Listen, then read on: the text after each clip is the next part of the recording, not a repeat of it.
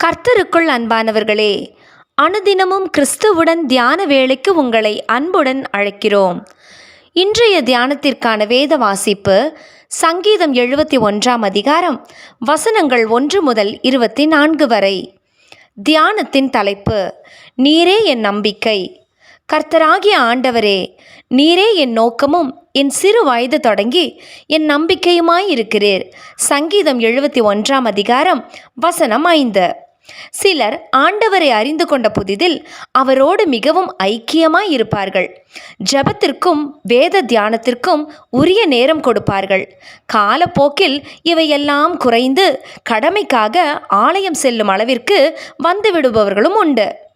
இன்னும் சிலரோ இளமை காலத்தை நன்றாக உலக வாழ்வில் சந்தோஷமாக அனுபவித்துவிட்டு முதுமை காலத்தில் ஒன்றும் செய்ய முடியாத நிலையில் ஆண்டவரை தேடலாம் என நினைப்பது உண்டு.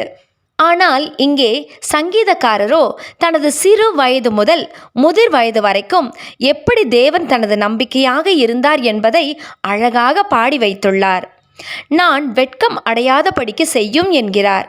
நீரே என் கோட்டையும் கண்மலையுமாயிருக்கிறீர் என்கிறார். துன்மார்க்கரின் கைக்கும் கொடுமையானவனின் கைக்கும் தப்புவியும் என்று சொன்னதோடு கூட ஆண்டவரே, நீரே என் நோக்கமும் என் சிறு வயது தொடங்கி என் நம்பிக்கையுமாயிருக்கிறீர் என்கிறார். ஒவ்வொருவருக்கும் வாழ்க்கையில் ஒவ்வொரு நோக்கம் இருக்கும். அந்த நோக்கத்துக்காகவே நாம் வாழ்க்கையில் எல்லாவற்றையும் செய்ய எத்தனிப்போம்.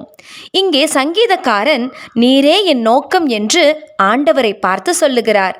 அவருடைய வாழ்க்கை ஆண்டவரை நோக்கியே இருந்தது என்பது இந்த சங்கீதத்தில் விளங்குகிறது.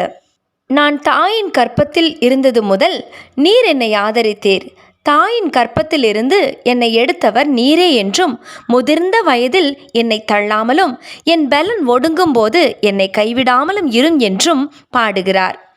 சிறு வயது முதல் எனக்கு போதித்து வந்தீர். நான் முதிர் வயதும் நரைமயிரும் உள்ளவனாகும் வரைக்கும் என்னை கைவிடீராக என்று ஜெபிக்கிறார். எப்பொழுதும் தேவனை நம்பி அவரோடு வாழும் வாழ்வு உண்மையிலேயே சந்தோஷமான சமாதானமான வாழ்வாகும். அதை பிறர் சொல்லி நாம் அறிய முடியாது. நாமே அதை அனுபவித்து பார்த்தால்தான் அது புரியும். உலகத்தில் எவ்வளவோ பிரச்சனை இருக்கலாம். அவற்றின் மத்தியிலும் உள்ளத்தில் சமாதானத்தோடு வாழும் வாழ்வானது தேவனாலே மாத்திரமே கொடுக்க முடியும். உலகத்தில் உங்களுக்கு உபத்திரவம் உண்டு, ஆனாலும் திடன் கொள்ளுங்கள், நான் உலகத்தை ஜெயித்தேன் என்கிறார் இயேசு. இவர் மீது நாம் கொண்டிருக்கும் நம்பிக்கையே நம்மையும் உலகத்தை ஜெயிக்க வைக்கும். நமது உள்ளத்தில் உள்ள நம்பிக்கையையும் சமாதானத்தையும் எவராலும் எடுத்து போடவும் முடியாது. நம்முடைய கர்த்தராகிய இயேசு கிறிஸ்து மூலமாய் தேவனிடத்தில் சமாதானம் பெற்றிருக்கிறோம். ரோமர் 5 அதிகாரம் வசனம் 1.